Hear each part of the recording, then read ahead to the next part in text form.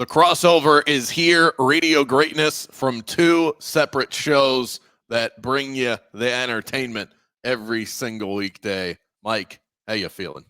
I'm feeling good, Krabby Krabs. I'm ready. I've got some questions ready for you that you're going to debate and discuss with me. I also have those. I have two. I really like my questions today. So, but I'll let you start.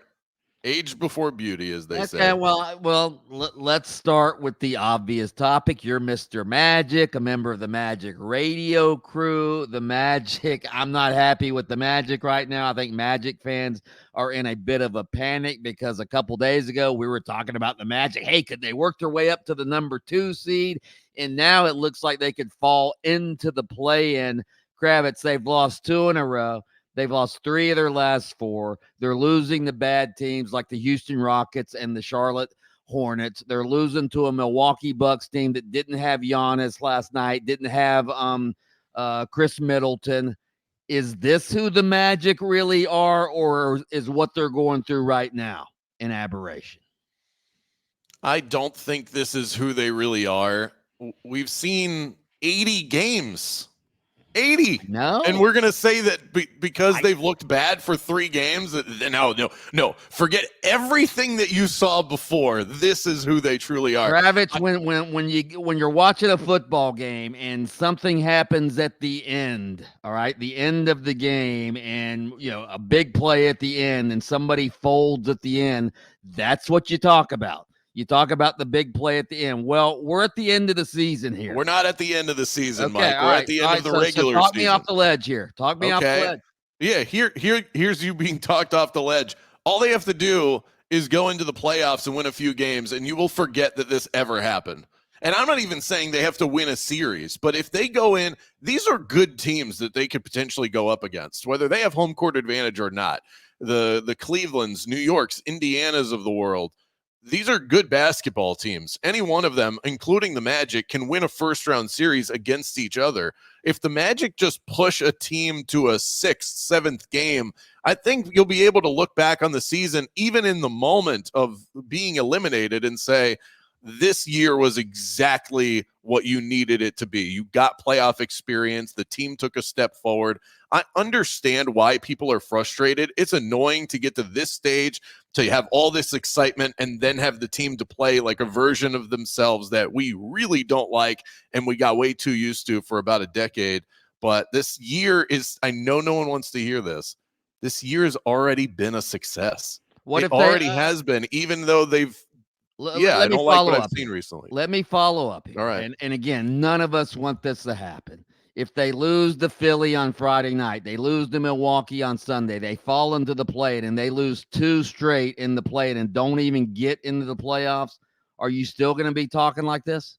No. At this point, my expectation has risen from where I was at the start of the season, but it hasn't risen to the point where I'm like banging the table because they're not in the 2 or the 3 seed. That was like the wildest of our imagination. How about the 5 or the 6 seed? Is that? Well, that's what I mean. If they finish the season, they're the 5 or the 6 seed. It didn't end the way that you wanted. But if I told you at the beginning of the year the Magic are the 5 or the 6 seed, you wouldn't be able to sign up for that fast enough. Now what they have to do, I would have signed up for the play-in at the beginning of the season. Exactly, and now the play-in feels like a disappointment. So that is where my expectations have changed. They haven't changed to the point where I'm upset that they're not the 3 seed. I think that's a little ridiculous. I would have taken it. Would have been great. Doesn't look like it's going to happen. Right. But the Magic have to push whoever they play in round 1. Then I'll feel okay. My question for you is on the college athletics side of things. Okay. John Calipari now with the Arkansas Razorbacks with the 3 the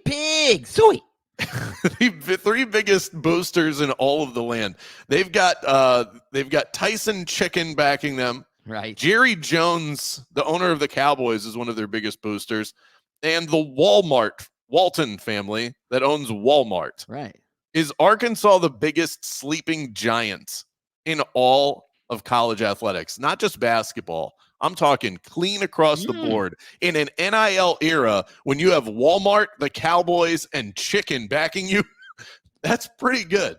Yeah, That's a good question. I never thought about that in the NIL era now, where it really doesn't. I mean, you know, Calipari leaves Kentucky. There's not a more blue-blooded basketball program than Kentucky, storied and all of that. Not that Arkansas doesn't have its own basketball tradition. All right, they've done some things in basketball, but yeah, in today's world, it doesn't really matter where you're at as long as you have some sugar daddies who can pay the players and have a big fat NIL kitty.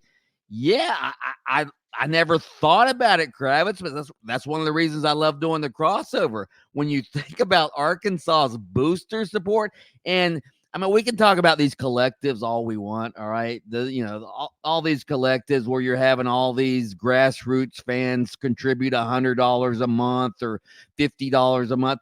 That's fine and dandy, but you have to have the billionaires that are willing to fund your program.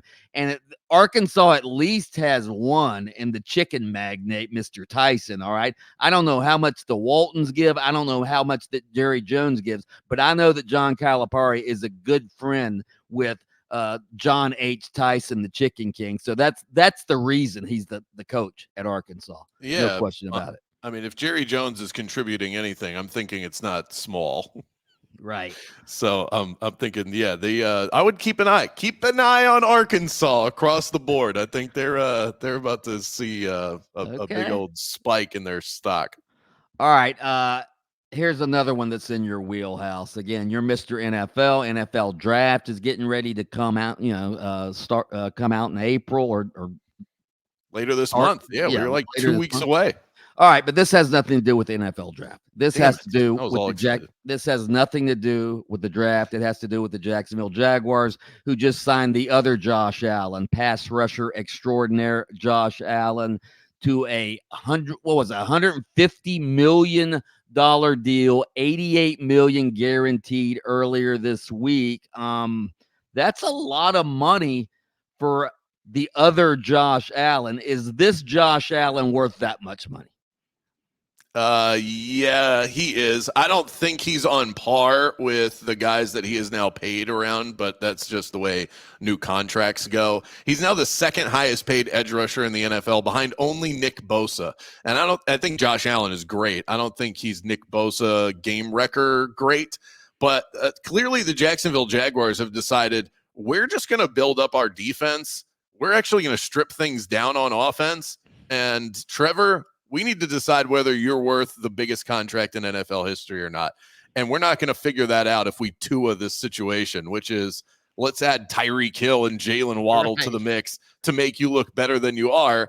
I think the Jags are going in the opposite direction, where they're actually stripping down their offense so that they can get a better view of what Trevor Lawrence actually is, because this upcoming season is the big deciding factor for them as to how much or if they pay Trevor Lawrence. It sounds crazy, but would you agree? And I guess I'll just piggyback off of that with my second and final question for you. Do you think it is a sure thing already that Jacksonville has made up their mind that they will give Trevor Lawrence this big star quarterback extension, or is this still a prove-it year for him? Oh, it's got to be a prove-it year. It has to be a prove-it year for Trevor Lawrence. Obviously, you see what the Houston Texans are doing. The Houston Texans are loading up, giving C.J. Stroud all the weapons he wants. They can. The Texans smell blood in the water. They smell blood. They look at this division and go, "Wait a minute, the Jaguars were supposed to be the class of this division." Well, guess what? Jaguars ain't that good because their quarterback doesn't look to be that good. Is Trevor Lawrence a decent quarterback? Yeah. Is he an adequate quarterback? Yeah. Is he a good looking quarterback with that flowing blonde hair? And is he a great face of the franchise? Yeah. But is he a superstar? No, not yet. And he ain't getting no superstar money until he starts performing like a superstar. There are a couple plays a game where you're going, wow, this guy's he can do it all. He's mobile. He's got a strong arm, all of this, but he hasn't put it together for even 2 or 3 straight games. Kravitz, let alone a whole season. He's got to do it for a season. He's got to look like Joe Burrow in his prime this year before they pay him. Do you agree that they're kind of going about this in the opposite way? Like if we're comparing quarterbacks to drivers, the Dolphins said, all right, Tua, show us that you're a good driver. Oh, by the way, here's the keys to a Lamborghini. Right. The Jags are going, hey, Trevor, we need to see if you're a good driver. Here's the keys to a Camry. Right.